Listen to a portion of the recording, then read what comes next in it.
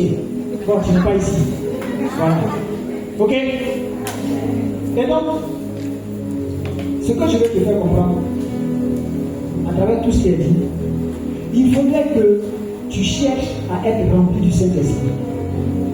Ça, c'est la meilleure façon de pouvoir manifester les charismes, les dons spirituels. C'est le don par excellence même d'ailleurs.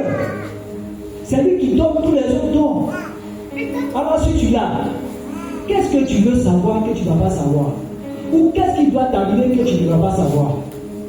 Qu'est-ce qui va venir à toi que tu ne vas pas savoir?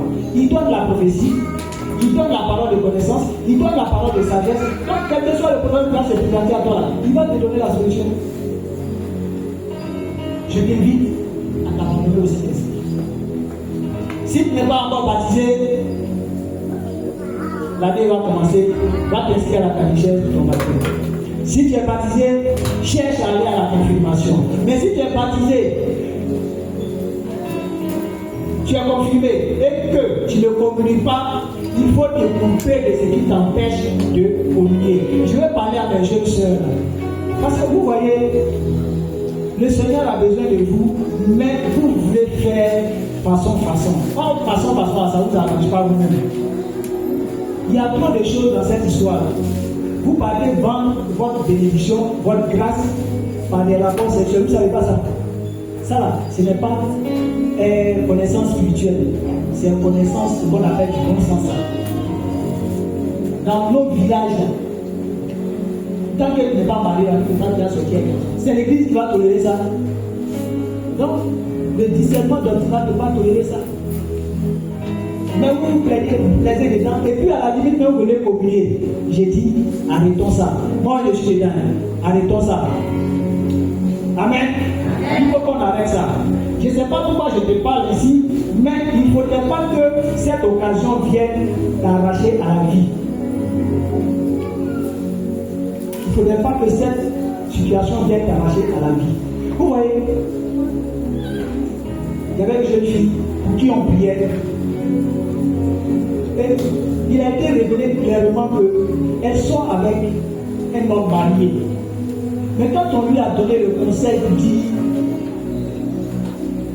elle dit quelqu'un. On n'a pas pu prier. Quand elle a dit ok, on a prié, c'est s'est passé.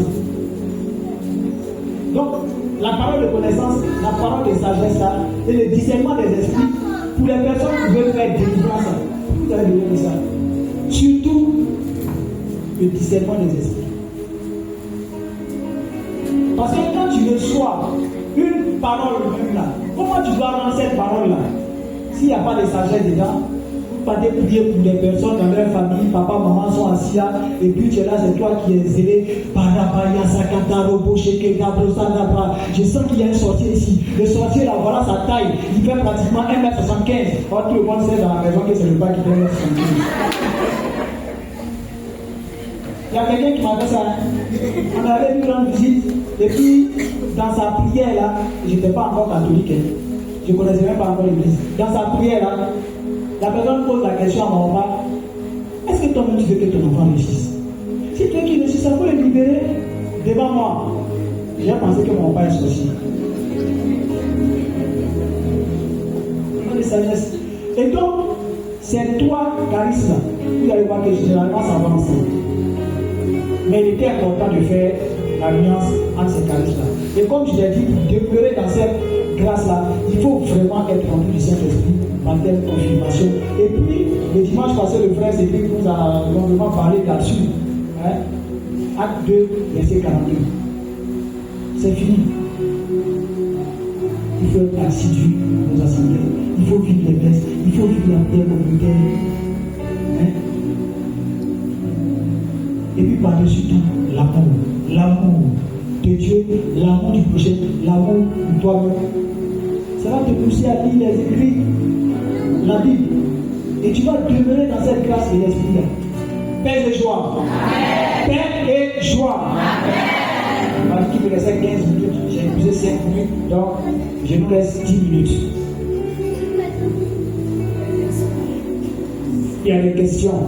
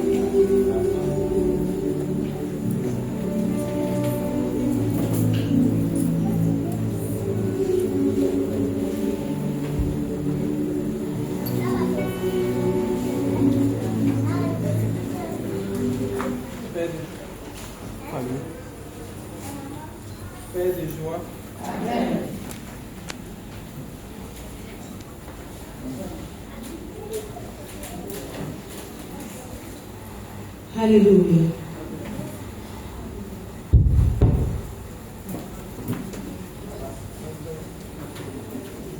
Merci à l'enseignant.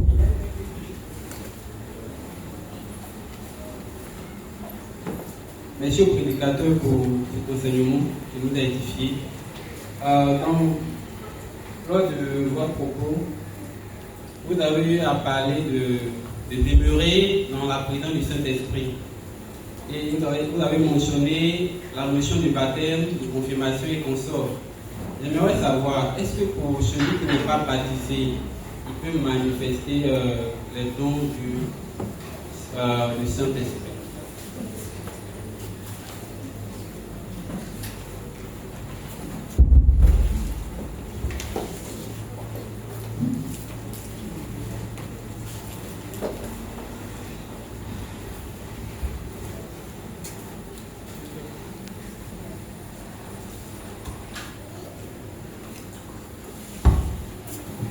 Bonsoir, frères et sœurs.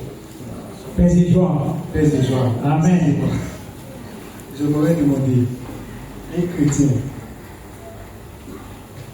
est-ce qu'un chrétien peut affirmer qu'il est chrétien s'il n'est pas spirituel?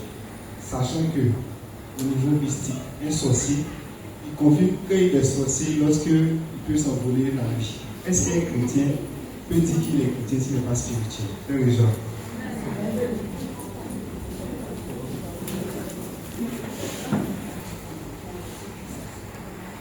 Autre question?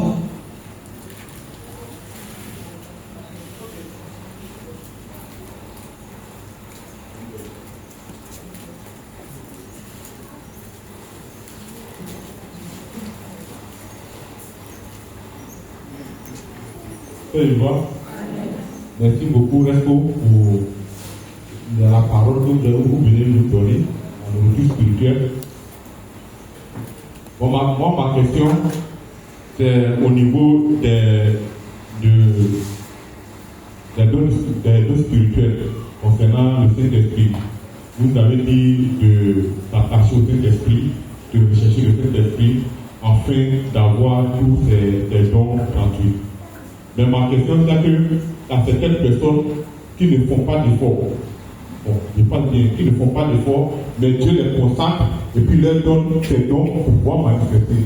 Mais par contre, il y a d'autres, ils gênent, ils tombent, ils gênent pendant des mois, mais ils n'ont pas ces dons. Comment Dieu fait? Ou bien il y a des gens qui vont prédestiner pour sa mission. Bon, il faudrait qu'on s'en sache parce qu'on fait un demande de sa démarche.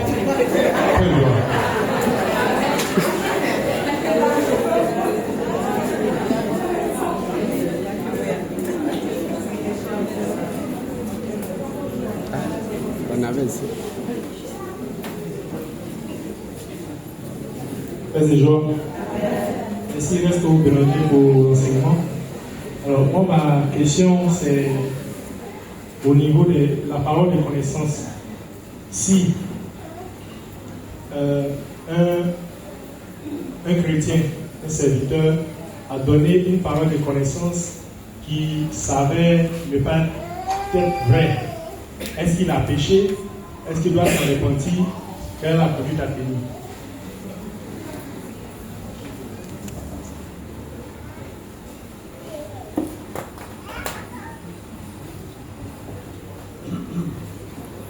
La première question, c'est quelqu'un qui n'est pas baptisé peut-il manifester les dons du Saint-Esprit? Bon, je vais te répondre oui, parce que moi, je suis un exemple. J'étais en première année de catéchèse lorsque j'ai commencé à manifester les dons du Saint-Esprit, à tel point qu'on partait même prier pour des personnes, faire ce qu'on va appeler délivrance. Et voilà, ce qui m'a, après l'épisode que j'ai raconté, qui m'a cassé, c'est que les mêmes gars, quand ils ont su que, ils savaient, mais à un certain moment, quand ils ont vu, attends, il est à l'intercession, il fait ci, il fait tant, par moment même je prenais le micro quand il y avait une situation comme ça, je vais dire conduite de prière, MC, tout ça. Et puis du coup, ça sort, il dit, mais est-ce que lui, il est baptisé? On pose la question, il dit, mais oui, vous savez tout ce que je suis en train de dire. Donc, voilà. Le nouveau là aussi, apparemment, c'est un des castes. Mais Dieu merci que je suis venu. Donc, ça se fait. Ok? Voilà. Mon exemple, moi-même, c'est pas quelqu'un d'autre. C'est bon? Tu peux te manifester. Mais ce qui serait mauvais, c'est que tu te plaises là-dedans et puis tu restes comme ça. Il faut chercher, comme je l'ai dit là, si tu n'es pas encore baptisé, comme tu l'as dit, c'est que certainement, peut-être tu as fait la catéchèse, tu n'as pas encore été baptisé, ou bien tu n'as pas encore fait la catéchèse. Alors vas-y, fais la catéchèse. Corneille, avec ses bonnes œuvres, quand Pierre est arrivé chez lui, il a prié, il est en train de parler, qu'est-ce qu'il a reçu? Le Saint-Esprit, il a été baptisé. Ok? C'est bon? Quelqu'un qui est chrétien, peut-il dire, hein? Bon, est-ce qu'il peut affirmer qu'il est chrétien s'il n'est pas spirituel? Bon, ça là, j'allais te laisser répondre toi-même. On vient de parler de quoi? Comment? Tu ne peux pas dire que tu es chrétien sans le Saint-Esprit.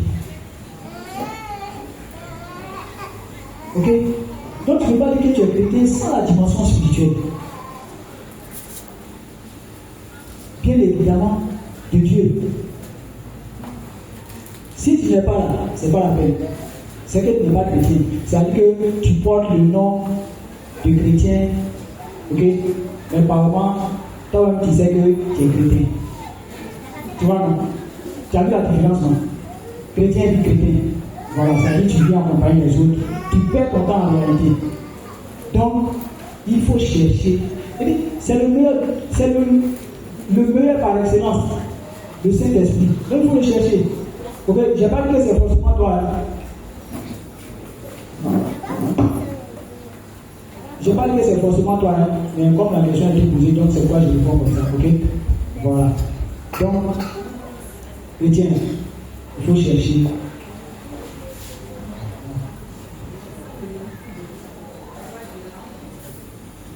Ok, allons-y.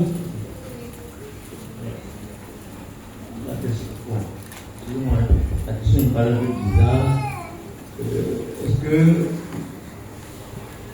je suis chrétien? Qu'est-ce qui me permet de savoir que je suis chrétien?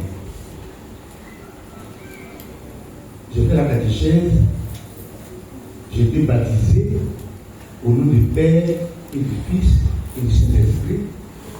Je me déclare chrétien, je n'ai pas besoin qu'on me révèle que je suis chrétien. J'ai été baptisé, je suis chrétien. Bon, maintenant, est-ce que je vis en chrétien? Ça, c'est autre chose. Est-ce que je vis comme un chrétien? C'est bien autre chose. Mais a priori, quand j'ai été baptisé, je suis chrétien. Si je mène la vie pour laquelle je suis baptisé, je suis chrétien. Le mystique, bon, eux, ils ont d'autres préoccupations, hein, les mystiques, ils ont. Bon, il faut peut-être des démonstrations de puissance pour savoir qu'on est mystique, on va tester des pouvoirs pour savoir qu'on est mystique. Mais moi, je vais besoin de tester un pouvoir pour savoir que je suis chrétien. Je suis chrétien, de par mon baptême en Jésus-Christ, je suis chrétien. Je n'ai pas à interroger des esprits pour savoir si je suis chrétien. Le Saint-Esprit, dès lors qu'on a prononcé moi, au nom du Père et du Fils et du Saint-Esprit, le Saint-Esprit atteste à mon âme que je suis chrétien. Je n'ai pas besoin de démonstration. Bon, maintenant, par rapport à si je suis chrétien, je ne suis pas baptisé, et puis je veux manifester quand même. Bon, l'Esprit souffle, il veut, hein, mais pouvoir exercer par prudence et par sagesse, ceux qui manifestent des grâces comme ça dans le groupe, bon, comme dit, c'est dans la vie du berger, du noyau, de faire écouter et de suivre. Parce que si l'humain, quand il ne suis pas encore baptisé, que l'humain a exercé des charismes, il y a des risques. Parce que, avec le plan d'investissement des esprits, je n'ai pas encore été baptisé. Et puis, qu'est-ce qui certifie que l'esprit qui agit en moi, c'est l'esprit? Donc, on a besoin de discerner aussi ce qui va dans la vie de cette personne-là. Hein? Sinon, n'importe quel esprit qui peut venir dans le jeu, hein? Et comme tu n'es pas encore baptisé, c'est facile pour cet esprit d'agir au travers de toi et pour faire ce qu'on a vu avec la bonne femme qui déclarait voilà les serviteurs de Dieu, voilà les serviteurs de Dieu. Il disait des bonnes choses, hein, il disait des bonnes choses, mais ce n'est pas pour la discerner que c'est le mauvais esprit qui agit en elle. Donc, et joie. D'accord. Ici, les personnes ne font pas d'efforts, les pièges rentrent.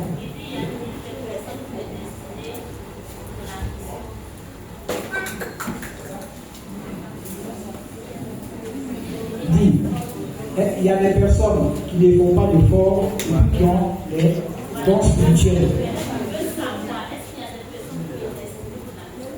Attends, alors je dis maintenant, il y a des personnes aussi qui prennent vraiment le temps à jeûner, prier, et puis qui n'ont pas. Est-ce que c'est jamais la prière qui donne les dons charismatiques?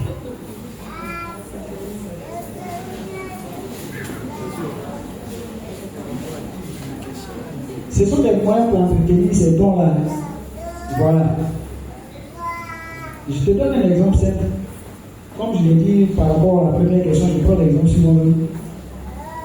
Je veux, c'est-à-dire que j'aime ce charisme, ou encore cette manifestation, cette grâce de Dieu à travers la louange chantée.